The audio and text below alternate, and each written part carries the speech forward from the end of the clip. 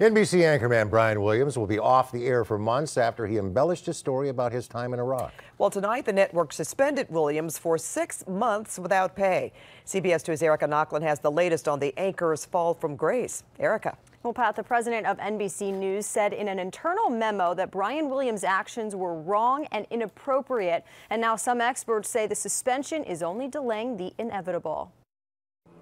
On our broadcast tonight, you won't see Brian Williams back on the air anytime soon. A decision announced Tuesday to suspend him for 6 months without pay came with a statement from the CEO of NBC Universal. He wrote, "By his actions, Brian has jeopardized the trust millions of Americans place in NBC News. His actions are inexcusable, and this suspension is severe and appropriate." There are certain things that you cannot recover from. Crisis communications expert Eric Rose says don't count on Williams returning to NBC ever. Once it becomes a joke, it's almost impossible to overcome that. People will not think of him in anything other than this current crisis. Jokes are all over social media. Twitter hashtags have popped up like Brian Williams suspension activities and Brian Williams next job.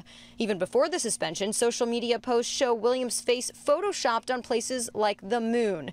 It all stems from Williams' false claims about his reporting from a helicopter during the Iraq War. 2 of our 4 helicopters were hit by ground fire, including the one I was in. His legacy is going to be tainted, but there are things that he can do to rehabilitate his image as long as he's out of the news business. But NBC CEO seems to be pulling for Williams' recovery. He also said he deserves a second chance and we're rooting for him. Brian has shared his deep remorse with me and he is committed to winning back everyone's trust.